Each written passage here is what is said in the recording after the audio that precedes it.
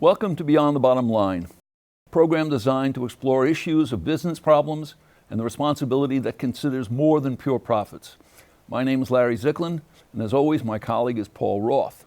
Our guest today is Bruce Freed, president and co-founder of the Center for Political Accountability, a nonpartisan, nonprofit advocacy group. Bruce has over 30 years of experience in politics, public affairs, and journalism. As the business and politics columnist from 1998 to 2003 for The Hill, a newspaper that covers the Congress, he was the first to explore the implications of the absence of transparency and accountability in corporate soft money. Welcome, Bruce. It's a pleasure to be with you. So let me first disclose the fact that I am on the board of the Center for Political Accountability and that you and I are old friends, so we get the disclosure out of the way. Excellent. Why don't you tell our audience what the Center is and what it does? The Center for Political Accountability is a nonpartisan, nonprofit advocacy group that's focused on bringing transparency and accountability to corporate political spending. We focused on political spending that uses Treasury money. This is corporate money, not money that comes from the company's political action committee, which is donated by company executives and employees and other groups, other folks. But this is the corporate money, also known as shareholder money. Why do I care? You care because this is where the most substantial source of corporate money is. What do corporations get for making political donations? That's a very good question. Companies get access, they get influence. I would say that in some cases they buy access and influence with their political spending, with whether it's with corporate funds or with through their PAC contributions. Is that any different than individuals do? It's no, it's not different from individuals, because where you have, you'll say, wealthy individuals who are giving, they would get access and influence by virtue of the size of their contributions. Individuals who give small amounts will support a candidate, but they don't have the type of influence that you would have from the large donor or from the company. So big money has more influence than little money? Oh yes, without question. And they both have more influence than no money? Without question. But the Supreme Court has said corporations may make political contributions. So your organization is not out to dissuade them from making political contributions, is it? No, our organization says that when companies engage in political spending, it needs to be done transparently, and they need to have accountability policies in place, because the money that the companies are using, that we're focused on, the corporate money, is shareholder money. So it really goes beyond the company, and it really affects the interests of the company's shareholders. Do you think transparency is different with respect to political spending than with respect to other aspects of corporate spending? Transparency is important for political spending because of the impact that it has on the political process, and the impact that it has on not only the company, but the lives of individuals, those who are part of the body politic of the society. Political spending really shapes policy. It really has a direct impact on our democracy. And before you came into being with CPA, was there accountability and transparency in political spending? Little, if any. And how do you define accountability? We define accountability as board oversight and the policies that a board would set to govern a company's political spending, setting the parameters for the company's political spending, really looking at the consequences of the company's political spending, both narrowly and broadly. And is it different today in terms of its impact than it was 40 or 50 years ago? What impact have the millennials had on this process? Over the past, I would say, 2 to 3 years, there's been a tremendous impact with the rise of millennials as a force with companies in our broader society, with the rise of social media. Both of those have been very, very important for really putting companies on the spot, creating a much greater risk that companies face from their political spending. You can have criticism of a company go viral, and it would go viral through social media. You have millennials who would change their purchasing patterns, who would create morale problems with companies. We've seen that with at companies like Facebook, Google, Wayfair, when it was disclosed that Wayfair was selling bedding to ICE in Florida for the detention of immigrants. You had the Wayfair employees in Boston walking out. So today, millennials may have become a much greater force in really creating consequences for political spending. How big is political spending by public companies? And where is it concentrated? You know, it's hard to get exact figures for political spending overall because you have a significant portion of political spending that's undisclosed. But, you know, when you take a look at political spending by the political action committees, a group called the Center for Responsive Politics has looked at that, and this is being federal elections. Corporate PACs outspend labor political action committees by 3 to 1.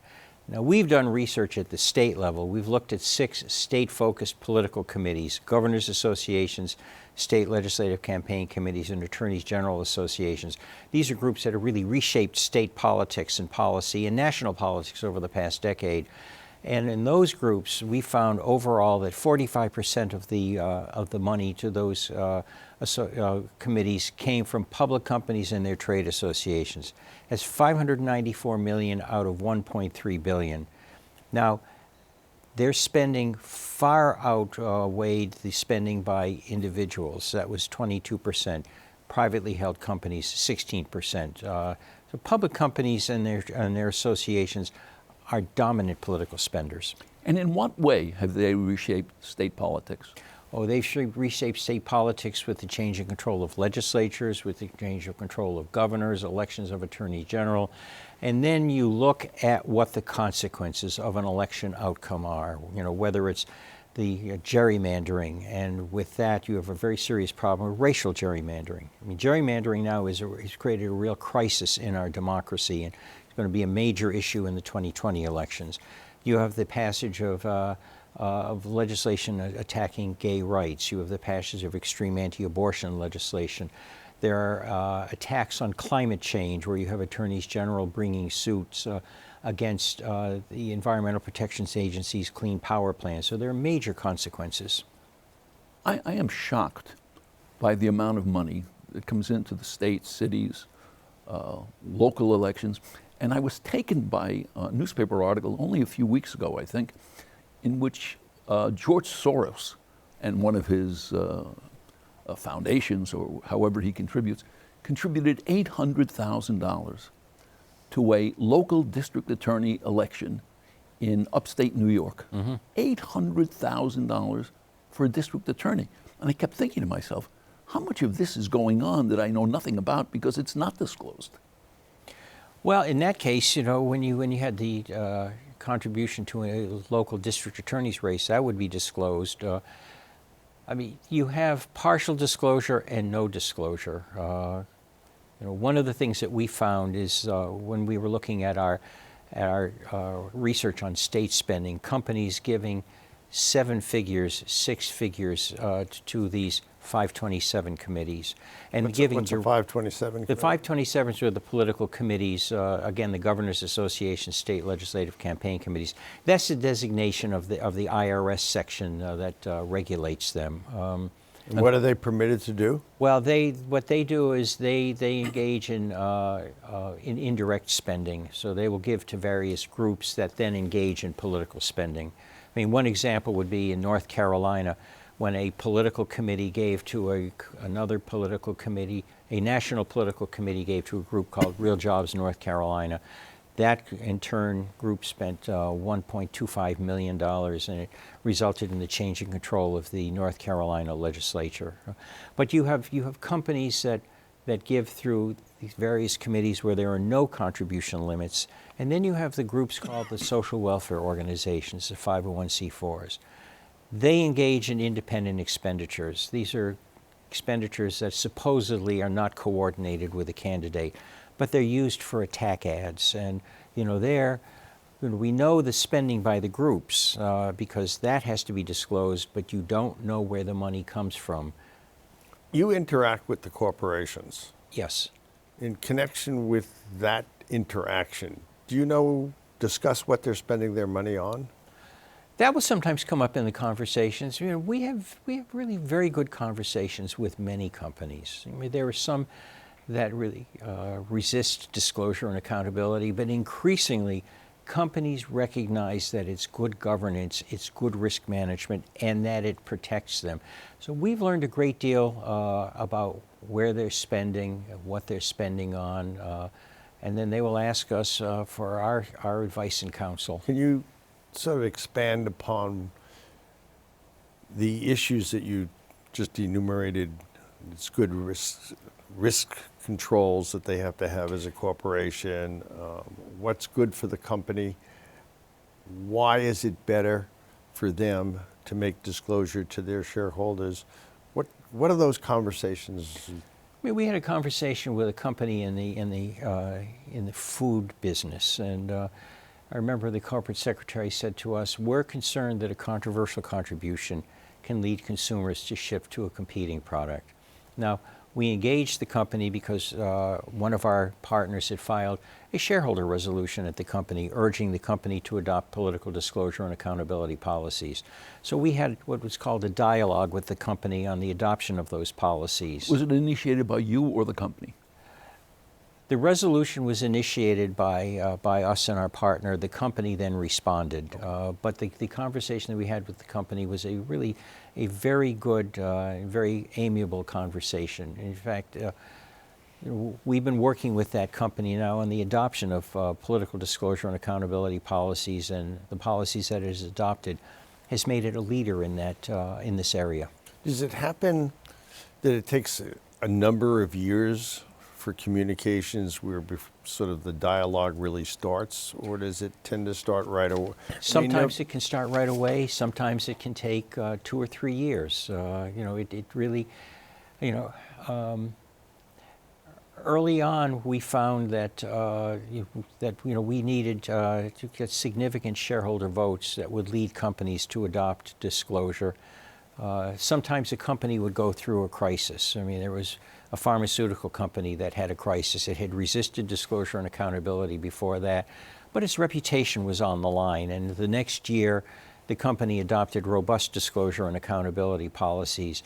In other cases, companies recognize this as good governance. I mean, we had a company that was in the medical device business that came in to see us on its own, and it said, we don't have policies.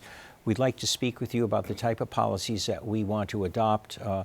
And what we used was the framework of an instrument that we have, an index that benchmarks companies on their political disclosure and accountability policies. And we just went through the 24 indicators, and within that year, the company was one of the top-ranking companies on the index that we have. So we find sometimes it takes somewhat prodding of a company. Other cases, companies say, you know what, this is good governance, and we want to be recognized as a leader. We also want to protect ourselves. And what success have you had in initiating these disclosure programs with companies? What was it like 15 or 14 years ago, and what's it like now? What percentage of companies actually disclose? When we started 16 years ago, there were few, if any, companies that had disclosure. I think it would be virtually none. And we found that it began building up. We began with our partners reaching agreements with companies. And today, there are agreements with 173 large companies, large public companies. So we're talking 173 out of the S&P 500? Out of the S&P 500. But those are agreements. But with our annual benchmarking, we find that many more companies have adopted policies. And they may start on the lesser side, but that's the beginning. I mean, this is the thing that we found very fascinating, that companies aren't static. They can begin with limited disclosure, but we see that them expanding that. Today, 3/5 of the S&P 500, the largest companies, have some form of disclosure. Over half of the S&P 500 have general board oversight, and then there are many companies that have much more. I wanted to ask you about the board oversight. When you first started, was there general board oversight? No. I mean, this was not an issue that came before the board. So it was a CEO-determined expenditure? CEO or top executives would determine the expenditures. And how has that developed in your view? I mean, has it just been the fact that there's been more attention to the issue of political spending that has made boards more active in reviewing what goes on and approving what goes on? I think it's the attention to political spending. I frankly think it's our work because of the work that we've done with companies and working with groups like the Conference Board. The Conference Board is the nation's leading business research organization. And we began working with them in 2008. We did a report for them, an executive action report, political spending, the need for director oversight. And then in 2010, the Conference Board published its handbook on corporate political activity. We had suggested it to them. They said, very good idea. So we were a co-author. That was based on how to manage and how to oversee the company's political spending with corporate funds. And that was a tremendous breakthrough because companies then recognized that political spending is a risk that they need to manage. I mean, it became a risk management issue. Have you seen instances where companies have been embarrassed by their political spending? Oh, yes. I mean, you just take a look at the last election where you had Intel, Land O'Lakes, and AT&T that were called out for their PAC contributions to Representative Steve King. He was a congressman from Iowa, who had made racist remarks. Or companies Walmart and Aetna that gave to Senator Cindy Hyde-Smith in Mississippi. Again, they were called out in the papers for that. In some cases, the companies asked for that their contributions be returned. And were these shareholders that became upset, or were they customers? Well, it was the media that became upset in the case of that they called out the companies in the examples that I just gave. But there are other instances where we know of customers that when they've seen a company's payments to a trade association will call the company and say, look, we're really deeply disturbed by that. And we know of an instance where a client of a major company had a meeting with the board, including the vice chairman of the board, and the company changed its behavior as a result of that.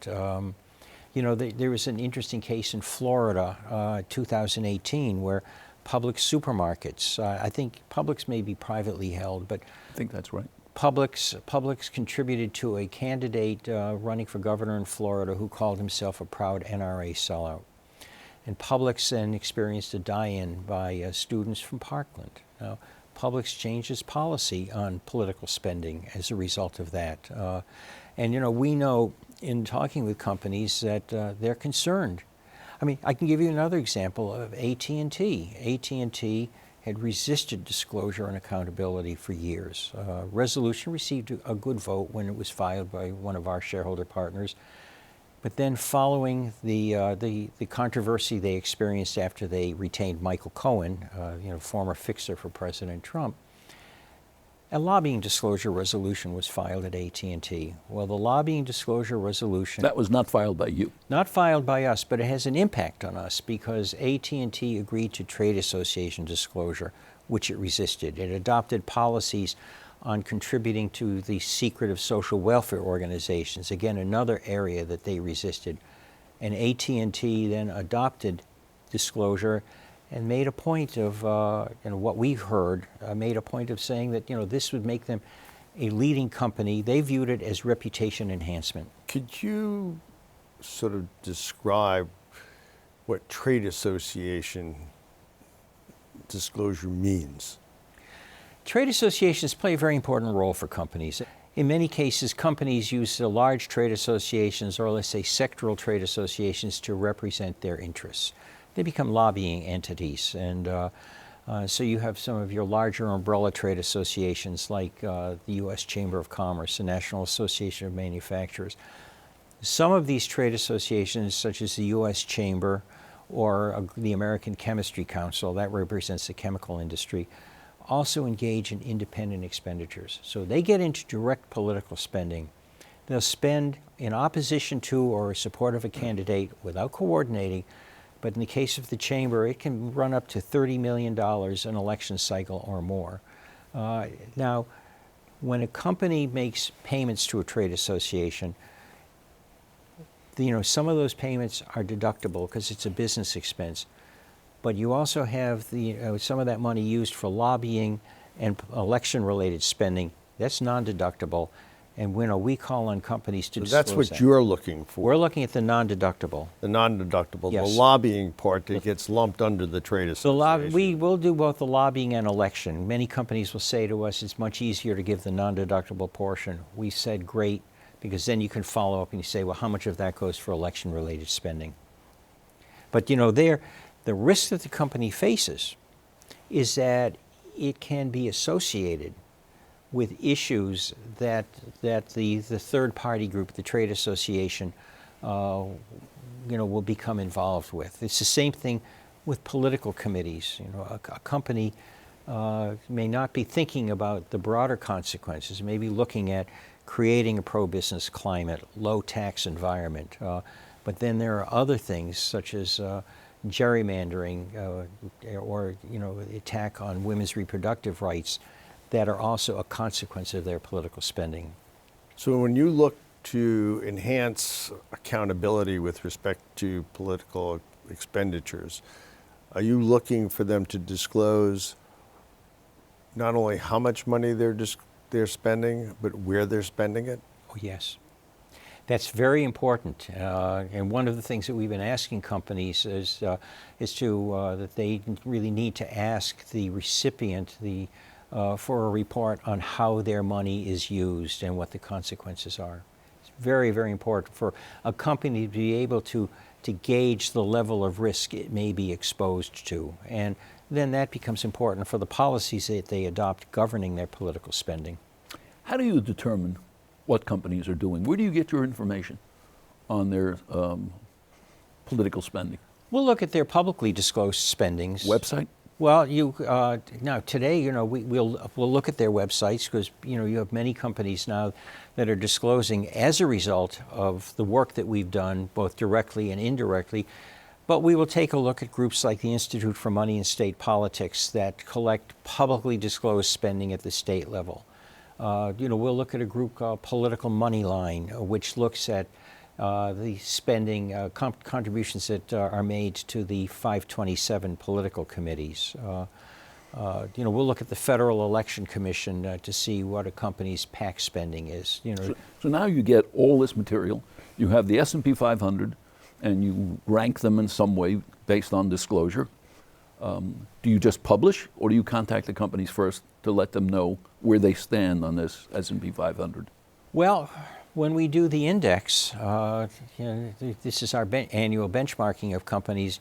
We do the sort of the data collection on the companies, and then we share with the companies the preliminary scores and our analysis of that. So you call company ABC and say, you now rank in the bottom of our disclosure. We'll send them our logbook on that. We want the company to see that, and we also want to get the company's This is input. before you publish. Before we publish.